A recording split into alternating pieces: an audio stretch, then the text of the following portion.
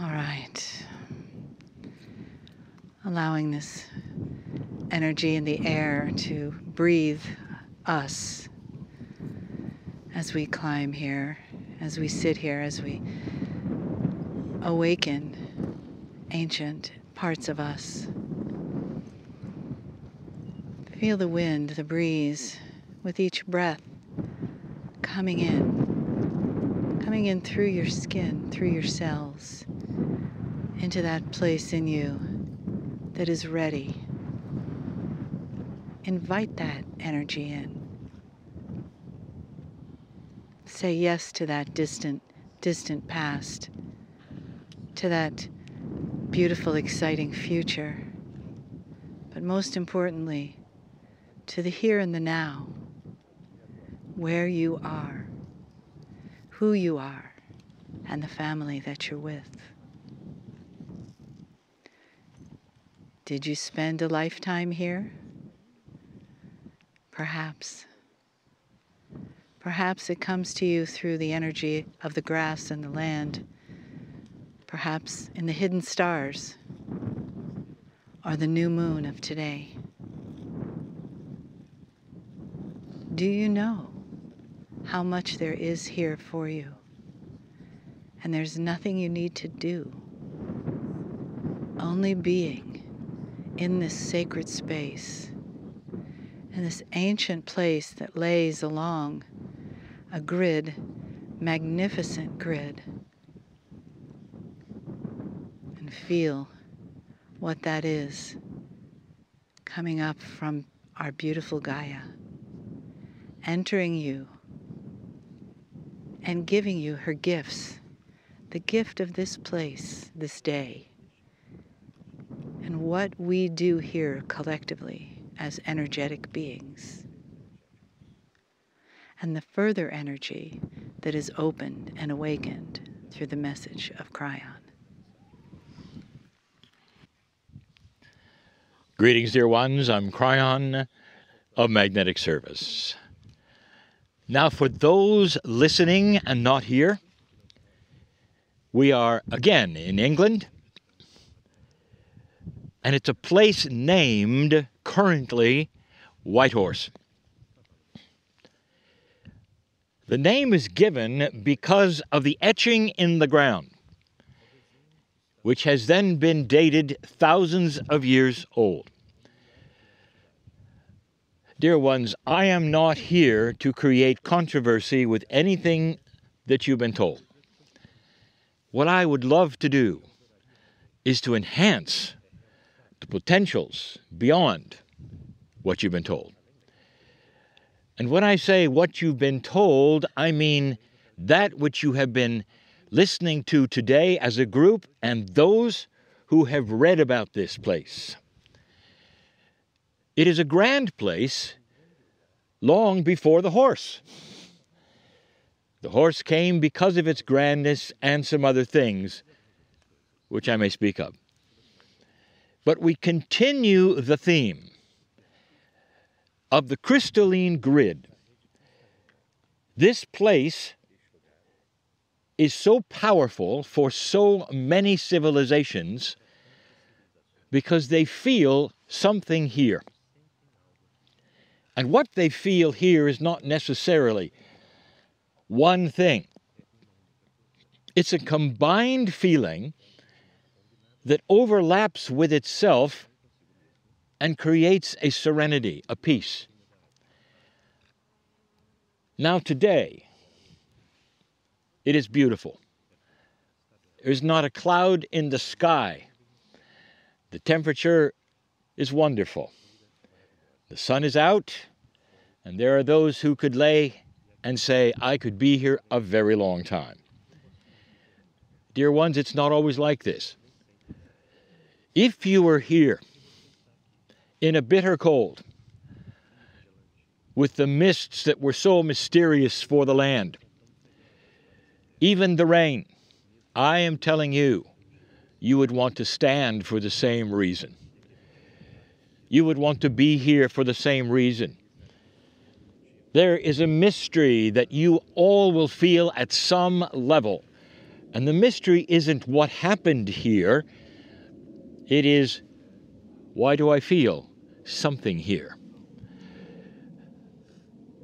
I would like to tell you some things that you should know about ancients, to give you a better idea that is an overall view of just about everything you see.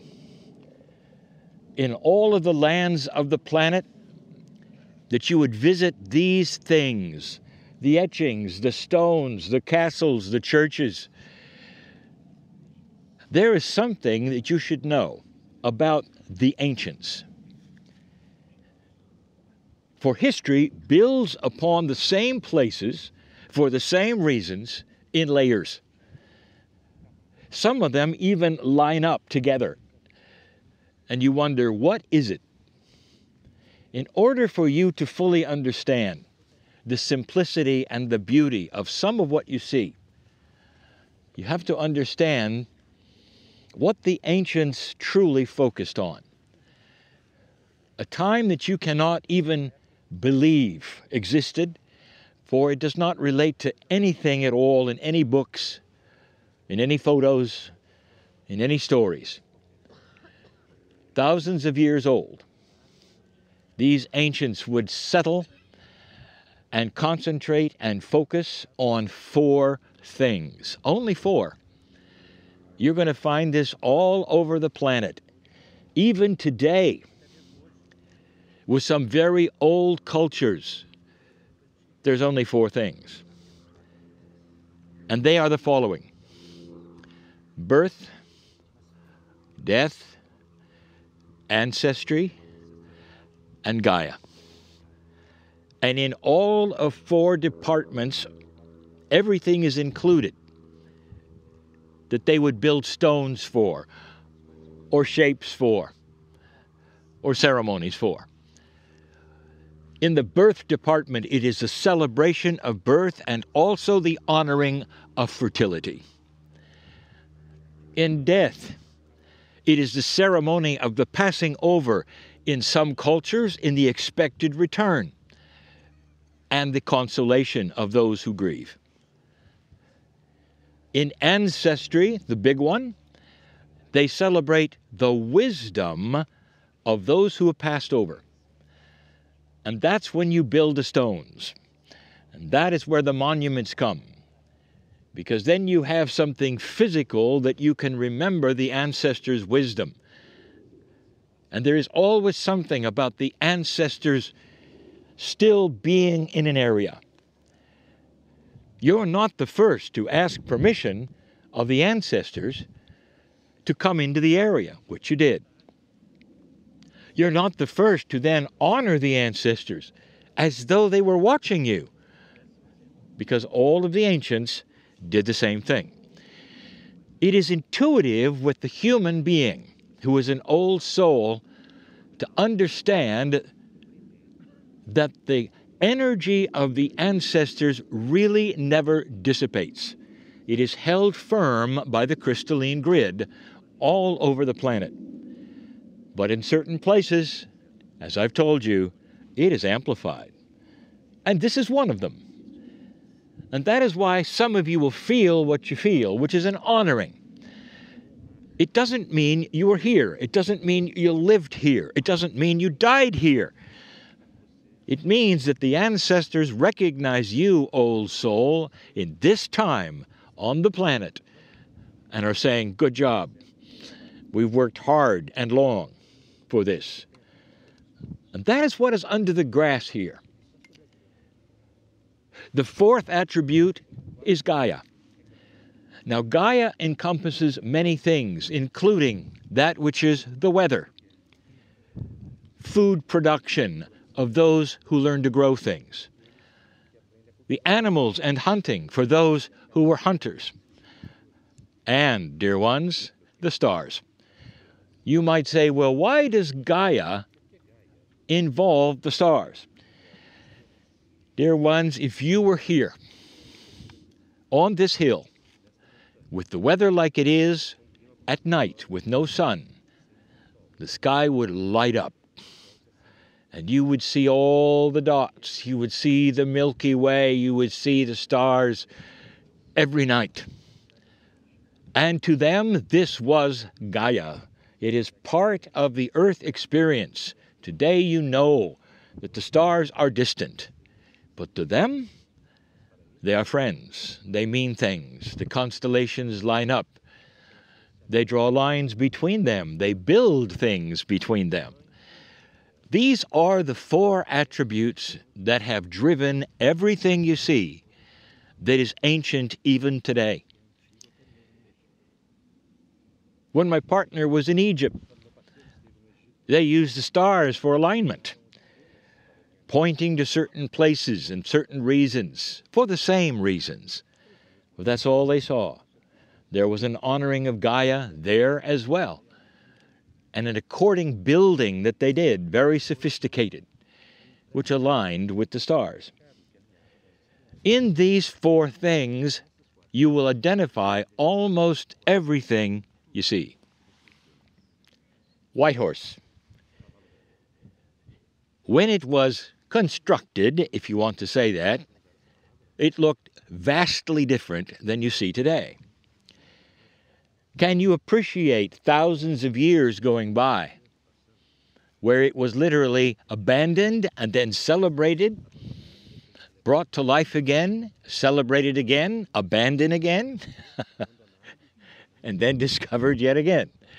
And each time it was improved. You could see under the grass, if you really wanted to, what the really shape was. It was a little different than you see today. Some ask, well, was it really a horse? Indeed, it was an animal.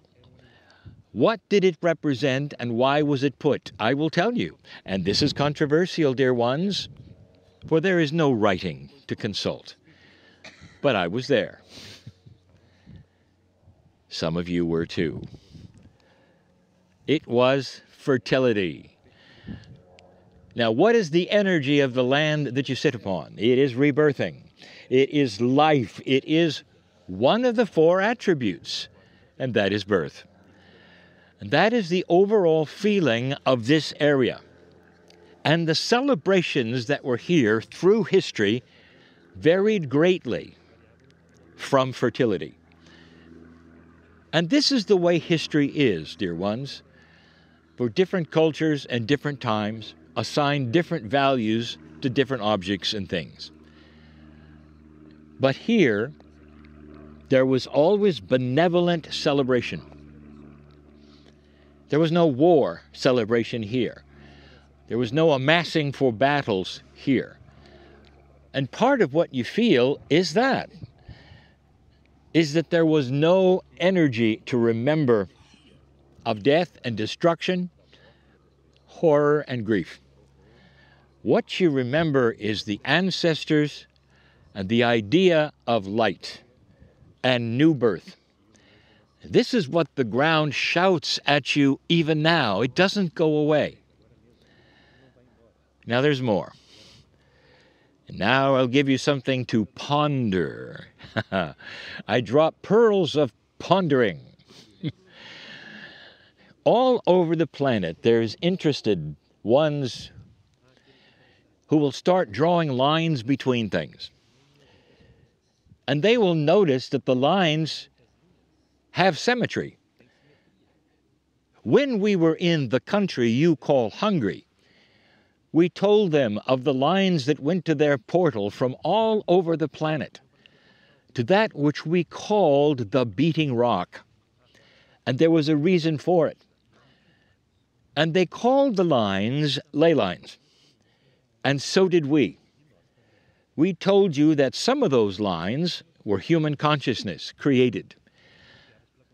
Now that would also include the energy lines of the crystalline grid, because the grid remembers consciousness.